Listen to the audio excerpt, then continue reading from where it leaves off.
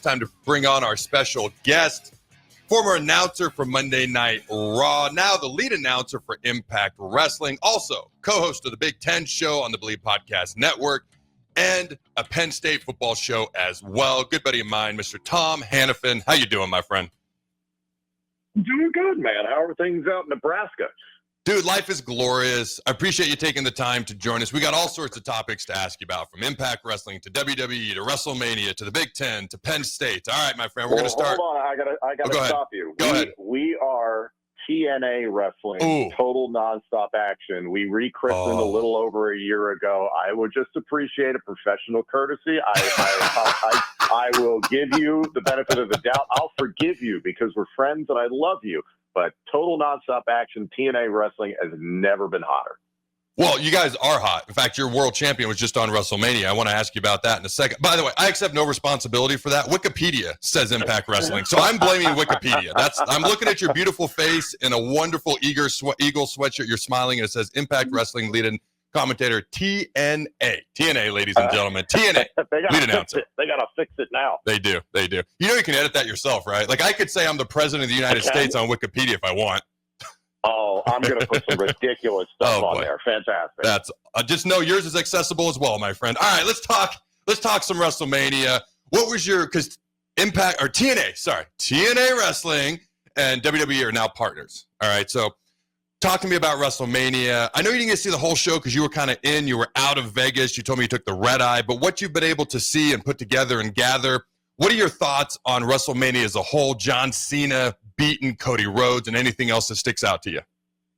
Yeah, I mean, first of all, it's just incredible what WWE continues to do. They put out a lot of information today saying it's the most successful event in WWE history, and everybody thought last year's WrestleMania was the high water mark, and last year's WrestleMania was the most successful WWE event of all time. And there had been a lot of noise from fans on social media who always have everything right, that the build it wasn't as good. This won't be as good of a WrestleMania as last year's WrestleMania. And it still proved to be a really, really good show. And obviously from a financial standpoint, from a business standpoint, WWE is just in a boom, a tremendous period of growth for them. So we in TNA Wrestling are extremely happy to be partners with WWE, and it created the moment that you were talking about. The fact that the reigning TNA World Champion appeared and competed at WrestleMania. I never would have expected that in a million years. TNA Wrestling's been around for 23 years now. It's been this consistent alternative for over 2 decades. So to see that, I think there's a lot of people who have been in the company for decades and people I know who are here at the very beginning never thought in a million years that was ever going to happen. So proud of Joe Hendry, our reigning TNA World Champion, who is a global phenomenon going toe-to-toe with an absolute legend, future Hall of Famer in the Viper, Randy Orton. It was incredible. Outside of my own, stuff with TNA, I thought the women's 3-way match was one of the best triple threat matches I've ever seen. Congratulations to Io Sky. I always love the heartfelt family moments. So for Io Sky to have her family there in attendance was just incredible. Bianca Belair and Rhea Ripley, I've known since the NXT days, and they're just unbelievable talents. So that match was crazy. The turn with Seth Rollins and Paul Heyman, still, even after Raw last night, is everybody talking? I think that was a way that I was kind of as a fan. I was like, I think they might go this way. And now I'm really intrigued to see where they go with it overall. And to have CM Punk, Seth Rollins, and Roman Reigns in there, it can't go wrong. Oh, and by the way, Paul Heyman. So that all came off really well. And then John Cena winning his 17th. I love the little touches as his heel character is developing, and the all black Tron and just the white lettering and simplifying things. And he doesn't have to do anything crazy or big at this point in time because you know who he is, or at least you should know who he is. So I'm very curious to see where they go now, especially what's next for Cody Rhodes. They've created us a lot of big questions, and it continues to be unpredictable, and that's when wrestling's at its best. All right. WrestleMania was successful. Very, very good show. No Rock. What is going on? The whole storyline was Cody Rhodes told The Rock to go alphabetical letter F himself. John Cena sold his soul. come to WrestleMania, the match happens. Here's come Travis Scott. I'm not a gigantic fan of him being involved in this, but where's The Rock in all this, man? Where's The Rock? That is a big question that is out there. And I think it's a good question that WWE has allowed to continue, because you're sitting here asking that question. You're putting it out into the universe. Where's The Rock? When does The Rock get involved in this? I can look at it in a few ways, and that I, as a fan, was curious about the same thing. And at the same time, I can look at it from a business standpoint, is that if you had made this milestone moment with John Cena and you connected him at the hip with Rock the entire way up to WrestleMania, would it be as much about John Cena as it would be about The Rock? Would the story of Rock overshadow John Cena potentially? Now we're in a situation where John Cena's won his 17th. There was no Rock. Yes, you have the involvement of Travis Scott, but the story is about Cena and what Cena did, what he intends to do to the world of pro wrestling, what he's done to Cody Rhodes. So you tell that story whenever Rock does get re-injected back into this, then you have Rock's story with Cody. So I think it's just opened up all these different avenues for them to go down. And knowing, having spent nearly 9 years in WWE, the best thing is to have people asking questions and wanting to tune in next week, because to the point you just asked, when is Rock going to get involved? So I think that's what they've created with this. Yeah, I think the storytelling's been fantastic. I mean, and especially after Raw last night, I'm very intrigued by what's coming next. Tom Hannifan, TNA broadcaster alongside us here. You noticed Tom Phillips during your time in WWE. I did want to ask you, I want to get a peek behind the curtain, because I always wondered, because there's great broadcasters, obviously JR, Michael Cole, you worked alongside, just kind of what you guys know going into the show. Do you pre-record, or not pre-record, but rehearse? And do you know what's going to happen in the show? I know there's a list of words that you're not supposed to say. So how difficult is it, and kind of what is the process of preparing for your typical weekly show? It depends so much. I'll speak to the preparation part of it first, is that, there's elements of wrestling shows where organic reactions are the best type of reaction that you can get. So there's definitely elements of certain shows where I don't want to know. And there's other shows where it's best if I do know, because the story that the creative team and the company as a whole wants to tell needs to be done in a very specific way. So that often lands more on play-by-play announcers like myself, Michael Cole, Jim Ross, like you just mentioned. So a lot of times, even in TNA wrestling, I have a fantastic co-host in Matthew Raywalt, the former Aiden English in WWE. And there's elements of things in shows where I know, but I don't let him know. Or there's elements where we both don't know. Or there's elements where we both need to know so that we can really fine-tune that story. And then to your point about the things you can say versus the things you can't say, I think that was very much a Vince era element. As someone who dealt with those things, it's tough, but it was what the company asked me to do at the time. And shoot, I just got done listening to stuff surrounding the Masters. Of the Masters commentators aren't allowed to refer to the fans as fans. They're referred to as patrons, and they don't say the back nine. They say the second nine or whatever. I forget how it is exactly. So this is a very common thing in sports and entertainment. It's hey, we want this word said. We don't want this word said. We want it phrased this way, etc. And that was the way Vince wanted it. And even now, after Vince's time and now seeing it under Nick Khan and Triple H, they've made so many changes. I hear words and phrases and cliches and different things. And I say the word cliche not in a negative way, but there's just common colloquialisms we all use in our speech that Vince wanted people to avoid. And now it's just a different regime. So I hear those phrases used, and it's okay. It's just a different world for them in WWE, and especially for us in TNA wrestling. We don't operate by that. We're partners, but we have our own way that we do things. And I think that's really important in the grand scheme of professional wrestling, is that every commentary team, every company has a different way that they position things, a different way that they phrase things. And I think that makes each individual character, storyline, match, and product feel different. So it's just, it's whatever flavor that company wants to roll with. Yeah, I think that's a fair point. It's about branding. People want certain things 100%. To stick out and branding. Like Vince wanted superstars, larger than life superstars, hence don't say pro wrestlers. Like, and as you mentioned, things have evolved, things have changed, et cetera, et cetera. And honestly, that one always made sense to me. There were some others he had. I was like, okay, whatever. You only built the biggest mega wrestling giant on planet Earth, so what do I know? But no, as an overall whole, it's about branding. All right, dude, you got a Big Ten show. The Big Ten show, you and Rhett Lewis do a phenomenal job on the Believe Podcast Network. Check it out, ladies and gentlemen, if you get a chance.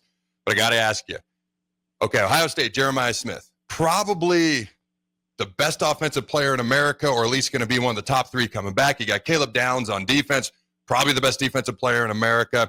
Michigan's going to be hopefully able to throw the ball better with Bryce Underwood or whoever's starting, but they're going to be physical, play defense. Penn State is returning as much or more production across their offense and defense than any other team in the Big Ten. Oregon's going to Oregon. Who you got as the favorite next year in the Big Ten Conference? Well, naturally, I'm going to say Matt Rule, Dylan Rayola, and the Nebraska. That's what I'm talking about. Yes. Pander to the people. I love it. I'm all about pandering. Honestly, and I'm biased because I also host another podcast called State of State, a Penn State football show with former Penn State and NFL defensive back Justin King. So I'm biased. I'm a Penn State grad, but I think Penn State has the best situation in terms of returning production going into 2025, another year for Drew Aller to mature, another year for that two-headed monster running back Nick Singleton and Katron Allen to do damage. And can they get some stuff going here in the transfer portal to potentially bolster that defensive line and the wide receiver core much maligned? So I like Penn State's chances. I think they are suited best to credibly contend for the national championship with the points you just said. You can't rule out Ohio State. It's not necessarily who Ohio State has coming back. It's who they've lost. Will Howard, Jack Sawyer, JT Tuimoloau, a lot of pieces on that defense, like who's going to step up and play.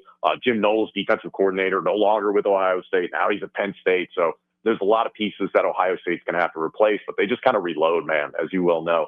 Michigan, it's a big wait and see. Is it the Mikey Keene show at quarterback? Is it Bryce Underwood immediately? You know, everybody freaked out because they did a trick play that went for a touchdown in their scrimmage game. They're like, "Oh, he's on fire!" It's like it's a trick play against your team.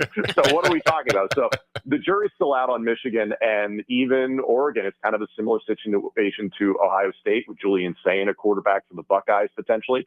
Dante Moore, a quarterback for the Ducks.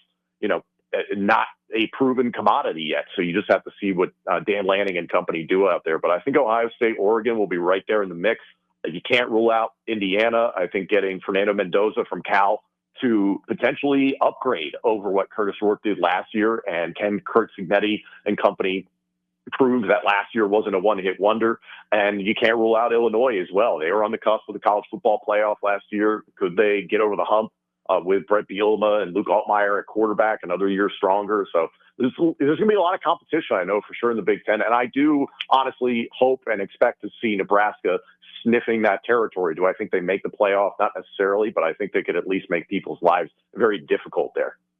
Yeah, I'm not going to talk about Curt Cignetti just out of principle. Illinois was, if you're a Nebraska fan, you'll know why. Illinois was, you're right, one more win away. They're going 10-2. They're probably in that college football playoff a year ago. You look at the top 4 teams across the country, at least the teams that are favored to win the national title. It's your regulars, Texas, Georgia, Oregon, Ohio State. They all have 2 things in common. Less than 50% of their returning production from a season ago and a brand new quarterback. Penn State, on the other hand, Drew Aller's back for like his 54th season, and they have a ton of returning production. My question for Penn State, because that's the team I want to predict to win the Big Ten, okay, and make the deepest run in the playoffs, at least as a team from the Big Ten. They made the Final Four last year. Wide receivers. Dude, they have been hurting for wide receivers for 2 years. You can't play Notre Dame and your top pass catcher be either your tight end or running back consistent, although your tight end was a beast last year. He's gone, though. Right. My question is, has Penn State addressed the wide receiver room? Remains to be seen.